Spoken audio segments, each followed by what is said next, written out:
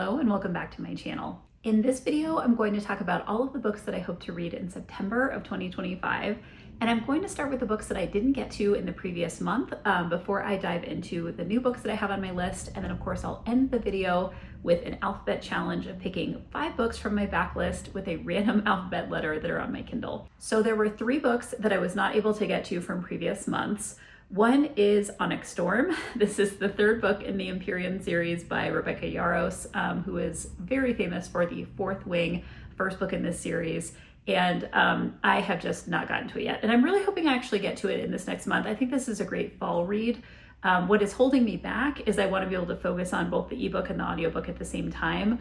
I've heard from people that this book introduces a ton of new characters, and I want to make sure I understand what's going on. So I've wanted to devote some pretty significant time to this.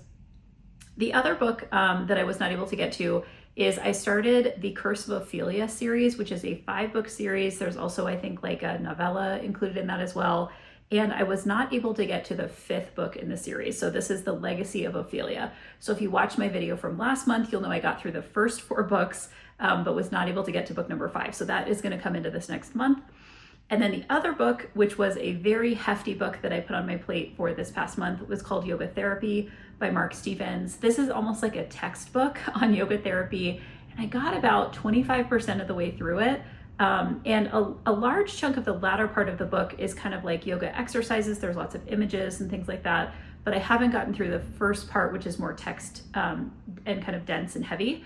And this is a book that I'm actually paying a lot of attention to because I am in a yoga therapy training program right now and wanting to kind of learn a lot of the information as I go. So I'm taking my time with that one.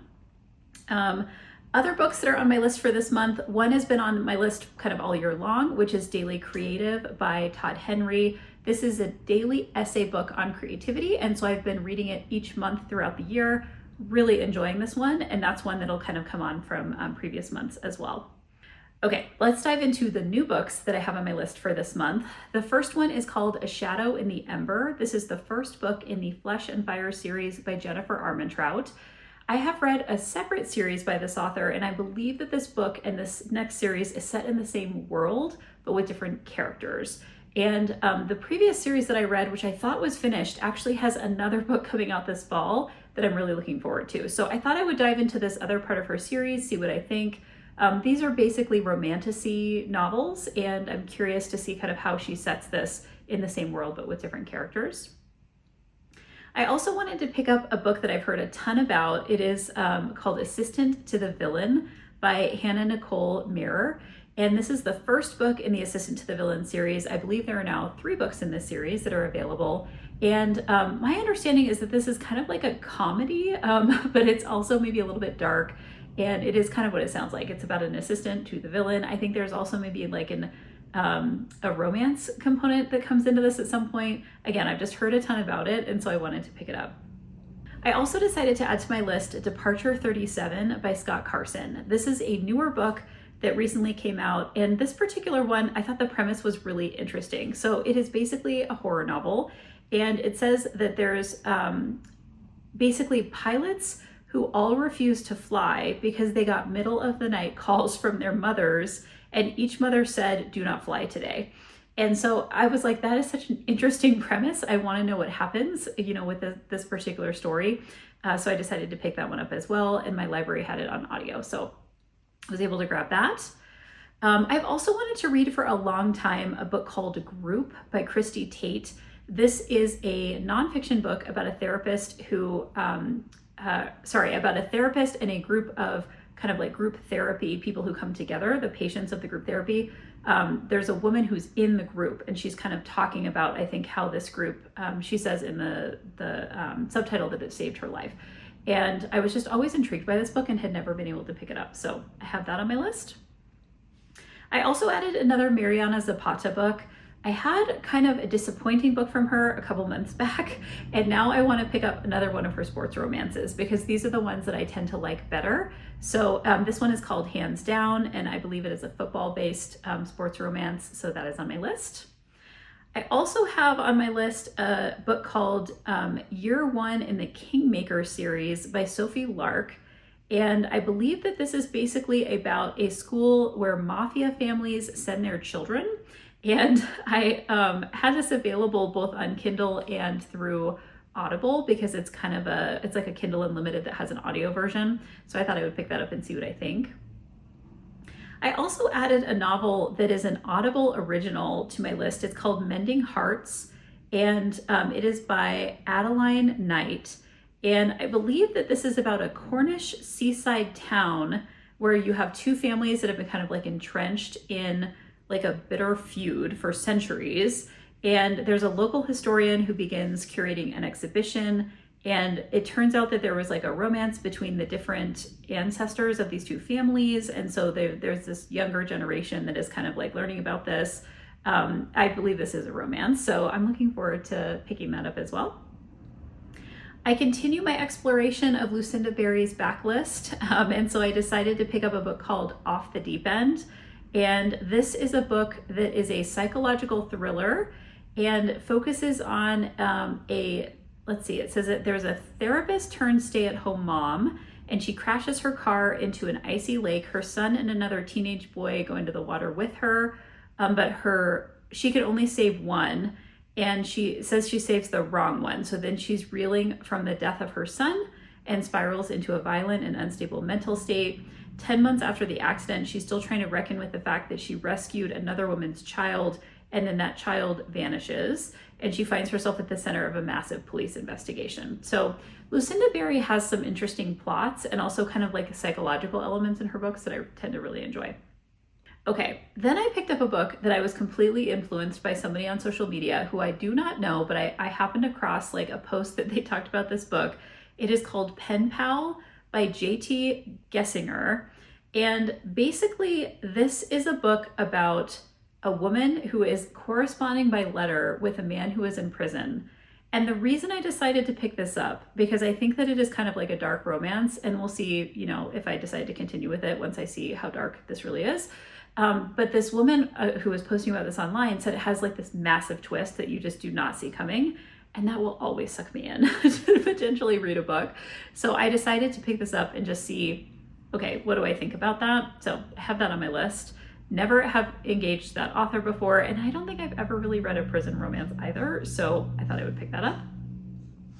I also decided to do a reread of an early book by Jodi Picoult called Perfect Match.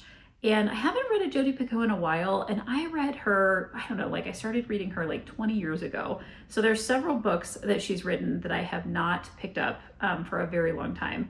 And this one is basically about a female prosecutor who finds out that her 5-year-old son has been sexually abused. And there's this question about kind of like, what is she doing as a mother and as a prosecutor as she's kind of like navigating this situation? I don't remember anything about this book. I mean, I think I don't even know if I have a record of when I read it, but I have apparently read this in the past. So I'm looking forward to picking that up and just kind of reminding myself of Jodi Picoult's writing, which is often kind of like legal dramas and family dramas, and I really enjoy them. I also stumbled across a book called Quiet Types by L.H. Causeway. And this, I believe, is a strangers to lovers mute hero romance. And there's a heroine who is a maid. This is also about introverts basically having romance. And it just sounded kind of lovely. Maybe a palate cleanser after the prison romance that I have on my list earlier in the month. So I added that. I'll take a chance on that and see what I think. I also have on my list a book that a lot of people have been talking about, which is Rose in Chains by Julie Soto. This is the first book in the Evermore trilogy. And I believe that this book started as Harry Potter fan fiction, and particularly Hermione fan fiction. So this is Draco and Hermione fan fiction. And of course, you cannot publish fan fiction, and so it's been kind of transitioned into a novel that doesn't include Harry Potter characters. But people are calling this your next romantasy obsession. So I have not read any fan fiction by this author, but I have read other books by her, and I thought I would pick that up and see what I think. Also, I picked up on this list David Baldacci's Strangers in Time. This is a recent book by this author. I've read other David Baldacci books, but typically they're kind of thrillers. This one seems to be more of a historical fiction. And it basically says that it's set in London in 1944. and it's about a bereaved bookshop owner and two teenagers scarred by the Second World War and the healing and hope that they find in one another. This is a bit of a longer one, if I'm remembering correctly, a little over 400 pages, and I do have this one on audio as well, so excited to pick that up. Also, I'm going to pick up a book that I've wanted to read for a very long time. It is The Midnight Library by Matt Haig. I have read a lot of Matt Haig's nonfiction. He talks about his battles with depression, and he is someone that I happen to follow on social media. And this is a book that has been on my list for an incredibly long time. Basically, the short description says, between life and death, there is a library. When Nora Seed finds herself in the Midnight Library, she has a chance to make things right. Up until now, her life has been full of misery and regret. She feels she has let everyone down, including herself, but things are about to change. The books in the Midnight Library enable her to live as if she has done things differently, and she can undo every one of her regrets as she tries to work out her perfect life. So this is a book that a lot of people say is just life-changing, and I'm looking forward to picking that up. I also have on my list a book called The Names by Florence Knapp. This is a book that basically is about, it's kind of like a sliding doors trope where you have a woman who names her child, and based on the name she chooses, her life goes in 3 different directions, and potentially she names her child 3 different names. And so you have 3 different storylines that are happening throughout this book. I believe there's also just trigger warnings around domestic violence in this particular book from what I understand, but a lot of people have been raving about it, so I'm excited to pick that one up as well. Also, I have on my list a book called The Ones We Love by Anna Snoskra. This is a book that I picked up on the premise alone, which is basically a daughter wakes up with a night before that she cannot remember, and there's a padlock on the door of her bedroom, and they're not letting her into the room, like something is wrong, and they don't tell her what's going on, and they tell her like her room is contaminated, but like something is clearly happening. And so this is a book that kind of gets to the storyline of like what is going on. So I'm excited to pick that one up as well. I also want to pick up the first book in Ellie Griffith's Harbinger Cower series. It is called The Stranger Diaries. I am a huge Ellie Griffiths fan. She has another series that I absolutely love, and I've not read her other work. And so this one is about a high school English teacher who specializes in a Gothic writer and teaches a course on it every year. And then a colleague of hers is found dead with a line from this Gothic writer's story left by the body. And her life is kind of colliding with the storylines of the literature and what's happening with this murder mystery. So I'm excited to pick that one up as well. And then just a few more that I have on my list. One is called Treacherous by Chloe Walsh. This is the first book in the Carter Kids series. I have read Chloe Walsh's series about The Boys of Temen, which is a it's a series that's set in Ireland in a boarding school or in a high school with these teenagers, and they have different romances, and I've just been completely sucked into it. And I haven't really experienced Chloe Walsh's work outside of this series, so I thought I would try this first book in another series that she's drafted. I also have on my list a novella by Allie Hazelwood called Two Can Play, and this is a enemies to lovers romance set in the world of video gaming. So I thought that would be fun to pick up. This is a shorter book. I think it's just like 4 hours on audio. As my NetGalley book for this month, I decided to pick up a book called Values First Teams, How to Build a Culture That's Synchronized for Success. This is by Laura Eagle. And I am a huge fan of values work and also how do you develop great teams. And so that sounded like one that was interesting to me. And then the last book I decided to pick up kind of on a whim is Alone on the Wall by Alex Honnold. Alex Honnold is a climber who is very famous for doing free solos on very large mountains. And I just recently watched Free Solo, which is a documentary about his climbing, and that led me to know that he has a book as well. And so I thought I would pick that up and just hear about his experiences from his perspective. So those are all the books that I have on my list as a predetermined list. And now I'm gonna go ahead and open up my Kindle and sort it alphabetically so I can see what is the letter I'm gonna draw from my handy container here. And then I'll pick 5 books based on this letter. All right, so the letter I have picked is L. And now I'm gonna go ahead and look at the L books on my Kindle and see what I have to choose from here that I can go ahead and add to my list for this next month. All right, the first book that I'm going to pick from the L section of my Kindle is one called Life or Death by Michael Robathan. And this is a book that is about a man with a long prison sentence who escapes the day before he is released. And so this is kind of a story about that. I just find that intriguing, and I feel like I don't have a lot of mysteries on my list. So I'm going to go ahead and add that to what I'm going to focus on in this next month. The next book I'm going to add to my list is one called The Light We Lost by Kyla Stone. Kyla Stone writes like speculative fiction, not speculative fiction, it's like end of the world kind of fiction where she talks about kind of like things that happen that cause like the electricity grid to go down, and it's kind of like apocalyptic thrillers.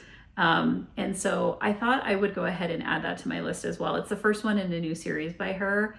And I've enjoyed her stuff in the past, so I'm going to go ahead and add that as well.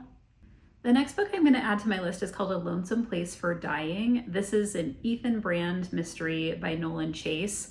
I've heard really, really good things about this series, and I think my guess is this is a pretty typical detective novel, but I'm going to go ahead and add that to my list. I really probably shouldn't be starting a new series because I have so many on the go right now, but that is one that I've been like hearing about for a while, and I want to add that to my list as well.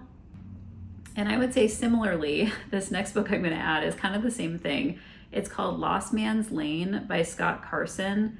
And let me go ahead and look and see what this one is about, because this is another one where like I heard really good things about it. And I believe it's also a mystery novel. So let's take a look at the synopsis here.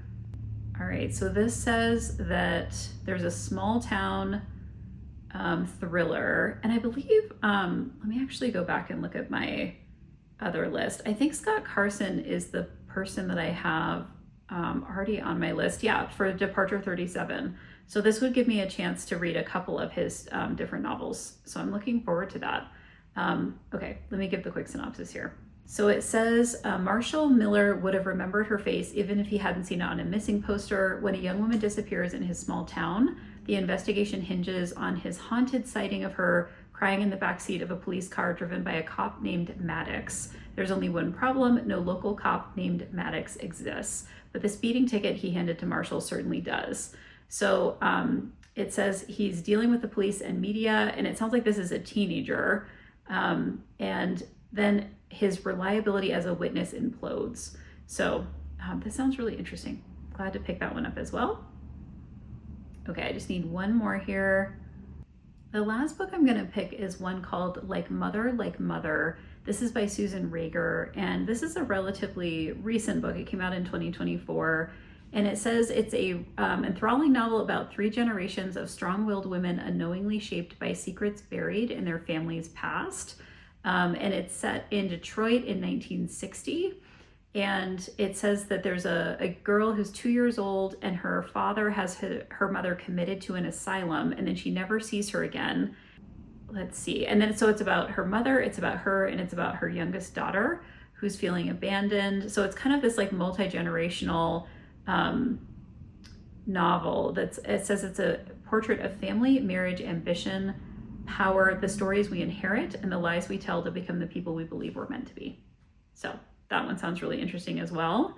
So those are all of my L books that I'm going to take a listen to, or read, I should say. Many of them I have on audio, but I'm going to go ahead and read those in this next month.